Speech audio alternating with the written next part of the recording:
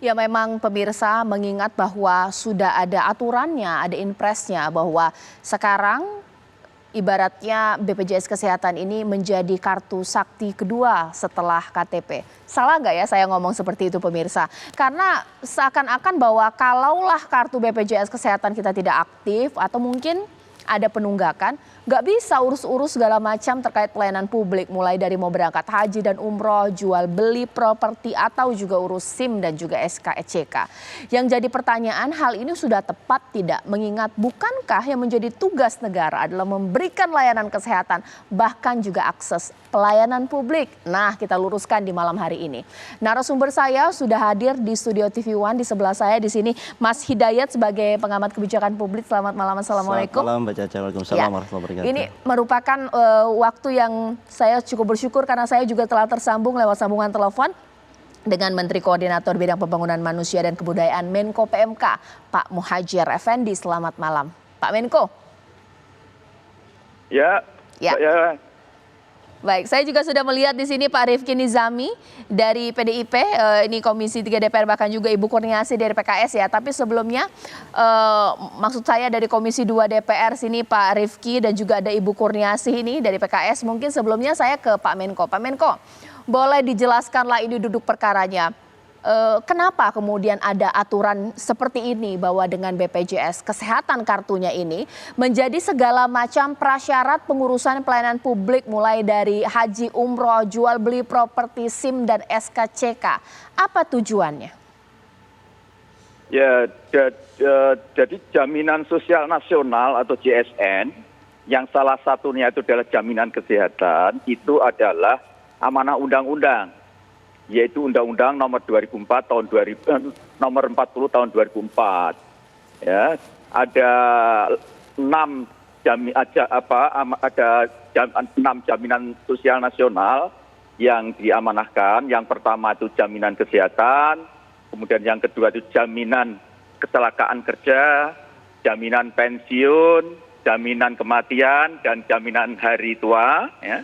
Kemudian dengan lahirnya Undang-Undang Nomor 11 tahun 2020 tentang Cipta Kerja itu ketambahan lagi, yaitu jaminan kehilangan pekerjaan.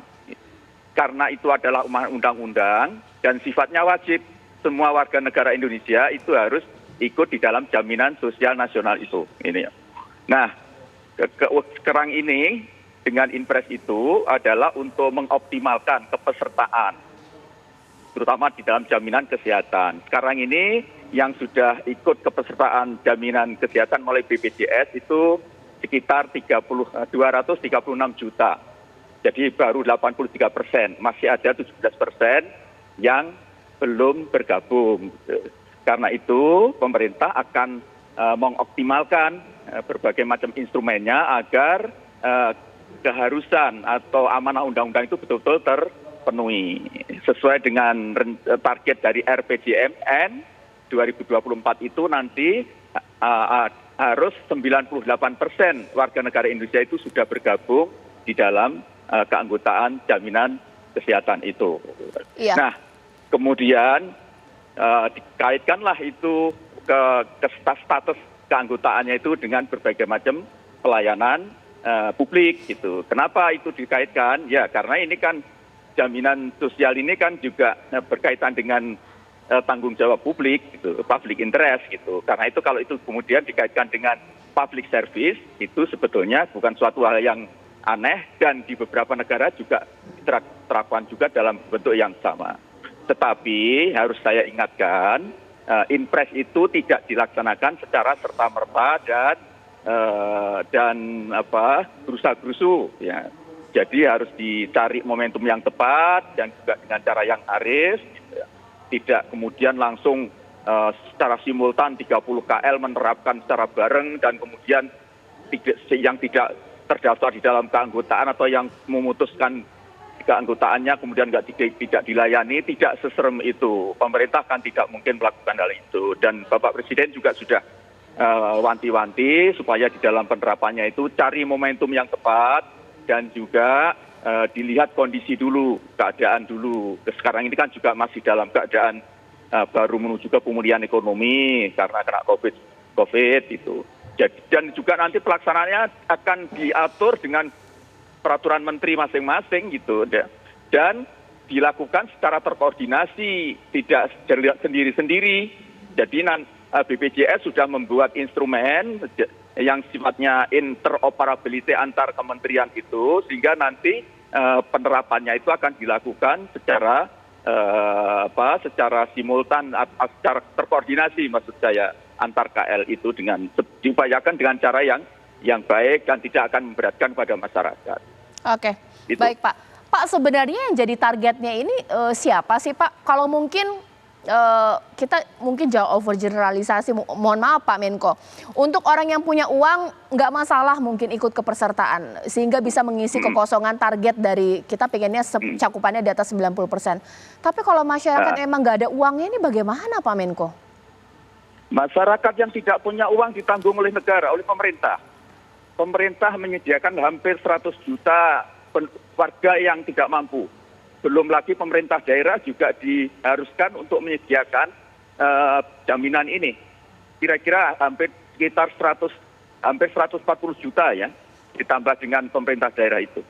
Jadi tidak ada masalah, dan slot 90 juta lebih itu tidak sampai sekarang belum terpakai semua. Baik. Jadi nanti seandainya masih ada yang belum menjadi anggota BPJS itu yang tidak mampu, itu nanti segera lapor dan nanti akan dilayani tanpa harus membayar iuran. Baik. Nah, untuk yang mampu, termasuk habis jual beli tanah misalnya gitu, jelas punya duit, ya diketuk hati nuraninya lah, supaya taat untuk menjadi anggota BPJS. Kalau nanti tidak digunakan karena tidak sakit, alhamdulillah, berarti bersyukur pada Tuhan, gitu ya. Walaupun sudah membayar iuran tapi tidak digunakan, dan itu biar dimanfaatkan oleh saudara-saudara yang lain yang tidak mampu terutama gitu.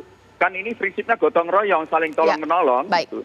Ya, ditahan dulu Pak Menko. Sekarang saya ingin minta pendapatnya Ibu Kurniasih. Bagaimana? Sepakat nggak Bu bahwa untuk yang nggak mampu nggak usah khawatir dulu karena sudah pasti nanti akan ditanggung oleh negara. Bagi yang mampu lah bolehlah disisihkan mengingat ini merupakan proyek gotong royong untuk memberikan subsidi bagi yang tidak mampu juga. Bagaimana Bu Kurniasih? Ya, terima kasih Mbak Caca. Jadi untuk implementasi dari Impres 1 tahun 2022 ini, targetnya kan optimalisasi JKN ya, judul dari Impres ini. Tapi kami melihat bahwa sebenarnya untuk optimalisasi JKN, khususnya untuk maksimalkan peserta dari BPJS Kesehatan ini, masih banyak jalan lain nih Mbak yang bisa dilakukan. Ya, karena perluasan kepesertaan ini kita masih belum memaksimalkan kuota PBI yang harus dilakukan oleh pemerintah dalam waktu dekat ini. DTKS masih dalam proses yang belum diselesaikan. Jadi kuota PBI yang sudah pernah dibahas bersama dengan Kemenkes yang anggarannya sudah disiapkan itu sekitar 96,8 juta orang. Nah, per 2021 itu baru terisi 85 juta, artinya masih banyak ya.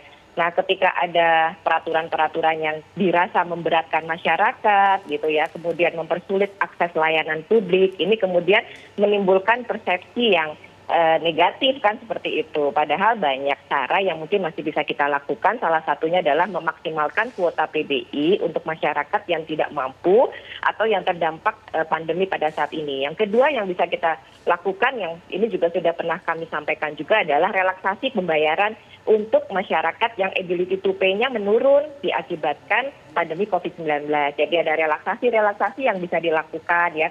Misalnya ada potongan pembayaran, ada kemudahan pembayaran bertahap ya, sehingga yang tadinya peserta ini statusnya pasif bisa menjadi aktif secara bertahap gitu ya. Artinya menurut kami masih banyak cara lain yang tidak menambah beban masyarakat dan tidak menyulitkan masyarakat di dalam mengakses layanan publik yang memang menjadi hak dari masyarakat. Seperti contohnya misalnya mau pergi haji, mau pergi umroh, itu kan hak untuk beribadah gitu ya. Dan mungkin orang untuk pergi haji dan umroh itu juga uangnya kan pas-pasan gitu ya Mbak ya, artinya harus kadang-kadang tidak sedikit yang harus menjual tanah dan sebagainya untuk membayar pembiayaan perjalanan haji umrohnya gitu ya. Nah, ini dibebankan dengan persyaratan seperti ini. Begitu juga dengan teman-teman pekerja migran ya yang pernah menyampaikan kepada kami ya, karena kami juga di Komisi 9 menangani tentang pekerja migran ini, ternyata BPJS Kesehatan ini kan juga ketika di negara lain ya belum ada relasi yang bisa dibangun gitu ya untuk bisa mendapatkan manfaat ketika mereka berada di luar negeri sana untuk bekerja. Artinya menurut kami masih banyak cara lain yang bisa dilakukan untuk mengoptimalkan JKN ini dan menambah perluasan kepesertaan serta mengaktifkan peserta-peserta yang aktif, yang pasif ya, dengan berbagai cara untuk memberikan kemudahan-kemudahan layanan kepada masyarakat. Jadi tidak menambah beban layanan kepada masyarakat gitu ya, ataupun menjadikan BPJS Kesehatan ini sebagai syarat ya untuk berbagai layanan publik, karena layanan publik itu adalah hak dari masyarakat juga gitu. Oke, sekarang saya bertanya kepada Pak Rifki. Pak Rifki, ada semacam kebingungan ini dari masyarakat. Oke lah, kalau selama ini masyarakat tidak perlu bertanya lagi kenapa harus bayar pajak. Kenapa memang kita ada pajak atau lagi kemudian ada jual beli yang kemudian kita harus membayar sekian persen dikembalikan kepada negara dengan pajaknya.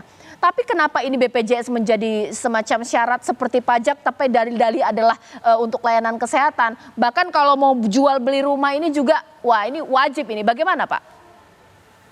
Iya, saya kira ini persoalan sosialisasi ya yang harus utuh disampaikan pemerintah, terutama rekan-rekan BPJS Kesehatan. Karena kalau kita melihat Impres nomor 1 tahun 2022 terkait dengan optimalisasi program jaminan kesehatan nasional dan menyandingkan Impres itu dengan data terkait dengan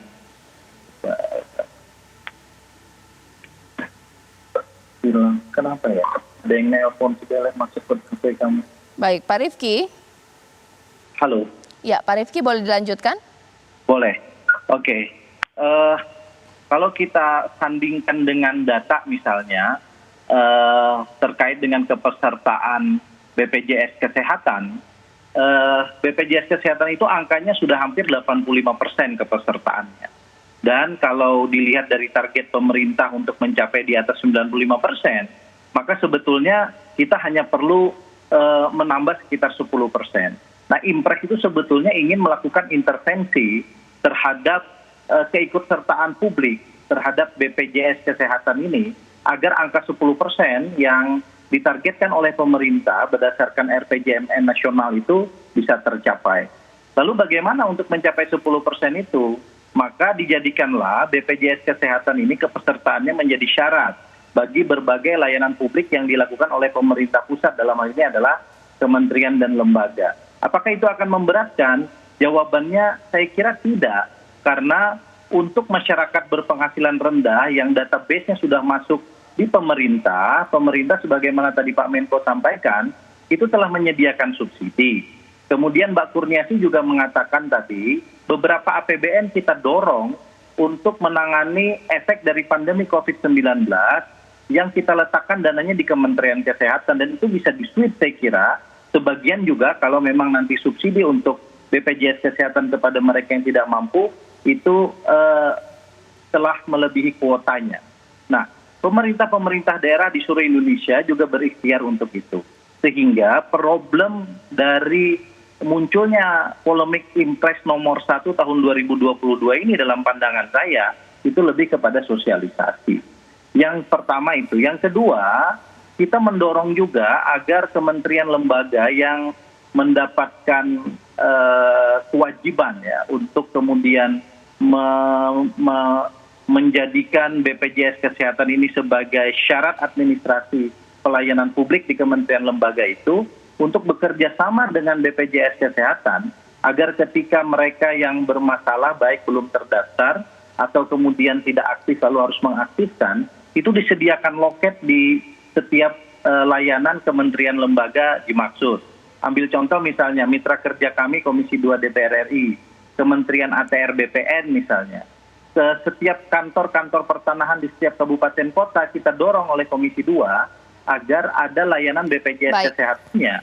Sehingga ketika orang datang dan menganggap dirinya belum menjadi bagian dari itu, dia bisa langsung menyelesaikan di tempat itu dan itu tidak menjadi masalah di lapangan. Saya Baik. kira begitu, Caca. Baik, Pak Rifki ditahan dulu, nanti sesaat lagi saya akan tanya kepada Mas Hidayat di sini, bahkan juga kepada Pak Menko.